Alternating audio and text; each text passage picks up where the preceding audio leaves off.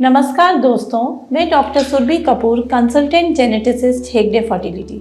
आज हम लोग बात करेंगे जेनेटिक टेस्टिंग का क्या रोल है एम्ब्रियोज में और ये किस तरह हमें हेल्प करता है इम्प्लांटेशन फेलियर को कम करने में, मिसकैरेज रेट को कम करने में और आईवीएफ सक्सेस रेट को बढ़ाने में।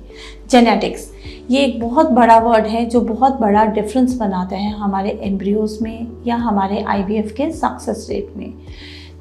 हमारे डीएनए में हमारा जेनेटिक इन्फॉर्मेशन स्टोर रहता है डीएनए में, जिसमें हमारे क्रोमोसोम्स और जीन्स रहते हैं।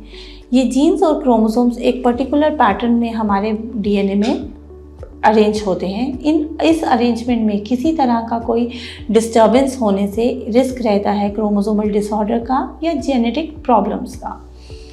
जेनेटिक टेस्टिंग एम्ब्रियोज में बेसिकली 3 प्रकार की होती है, जिन्हें हम PGT-A, PGT-SR और PGT-M कहते हैं।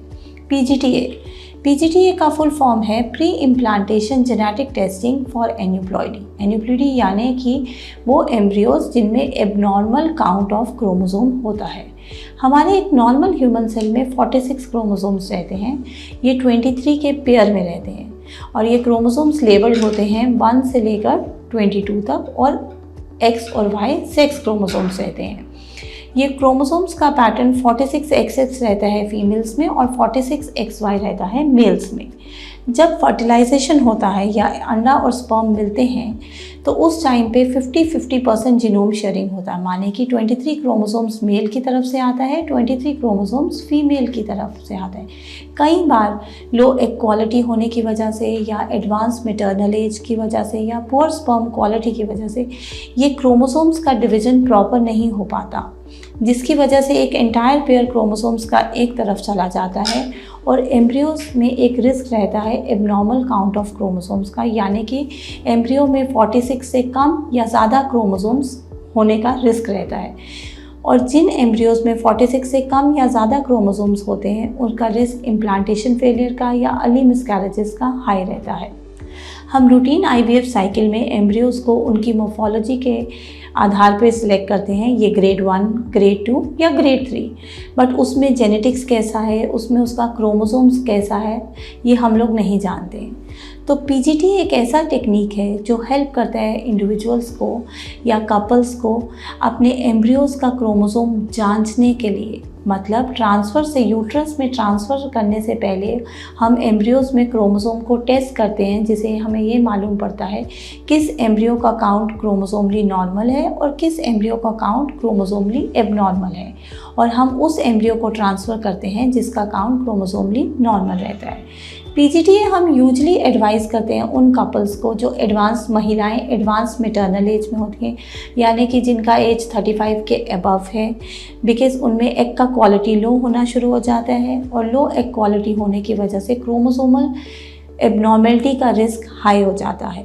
दूसरा, उन फीमेल्स को जिनको बहुत सारे IVF साइकिल्स फेल हो चुके हैं, इम्प्लांटेशन नहीं हो रहा है। तीसरा, उन पेशेंट्स को करते हैं जिनको कंटिन्यूस बहुत सारे मिसकैरेजेस हैं अर्ली ट्राइमेस्टर में, यानी कि 3 महीने में जो मिसकैरेजेस हैं वो भी क्रोमोसोमल एबनॉर्मेलिटी की वजह से हो सकते हैं। और लास्ट में हम उन कपल्स को भी एडवाइस करते हैं PGT जिन कपल्स का पहली या दूसरी प्रेगनेंसी में बेबी का प्रोडक्ट एबनॉर्मल क्रोमोसोमल काउंट दिखाता है। सेकेंड टेस्टिंग आती है जिसे हम कहते हैं PGT-SR। PGT-SR का पूरा मतलब है pre implantation genetic testing structure rearrangements के लिए। ये एक एडवांस जेनेटिक टेस्टिंग है जिसमें हम उन इंडिविजुअल्स को यूजुअली एडवाइस करते हैं जिनके अपने कैरियोटाइप में, अपने क्रोमोसोम में किसी तरह का प्रॉब्लम आता है, जैसे कि स्ट्रक्चरल रीअरेंजमेंट, जिसमें एक क्रोमोसोम का पार्ट हटकर दूसरे क्रोमोसोम पे अटैच हो जाता है। ये इंडिविजुअल्स या ये कपल्स इंक्रीज रिस्क पे होते हैं कि उनके एम्ब्रियोज में इनहेरिटेड यानी कि पेरेंट से क्रोमोसोमल एबनॉर्मेलिटी आने का चांस हाई हो जाता है। PGT-SR हेल्प करता है, बहुत ज़्यादा हेल्पफुल रहता है इन कपल्स में आइडेंटिफाई करने में वो एम्ब्रियोज जो क्रोमोसोमली काउंट वाइज नॉर्मल हैं, या उन एम्ब्रियोज को डिटेक्ट कर लेता है जिसमें किसी तरह का गेन या लॉस है क्रोमोसोम के पार्ट का, और मिनिमाइज करता है रिस्क का कि वो उनको एबनॉर्मल चाइल्ड हो।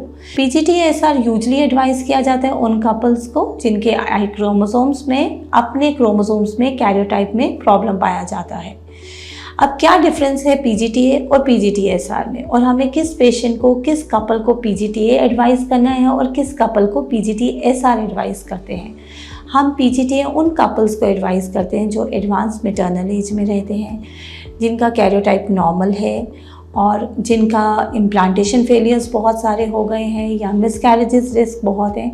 उन कपल्स में स्पॉन्टेनियस यानी कि इनहेरिटेड क्रोमोसोमल एबनॉर्मेलिटी ना होकर पेरेंट से, बट स्पॉन्टेनियसली उनके एम्ब्रियोज के बनने के टाइम पे क्रोमोसोमल एबनॉर्मेलिटी आने का रिस्क हाई रहता है, तो उन कपल्स को हम पीजीटीए कहते हैं।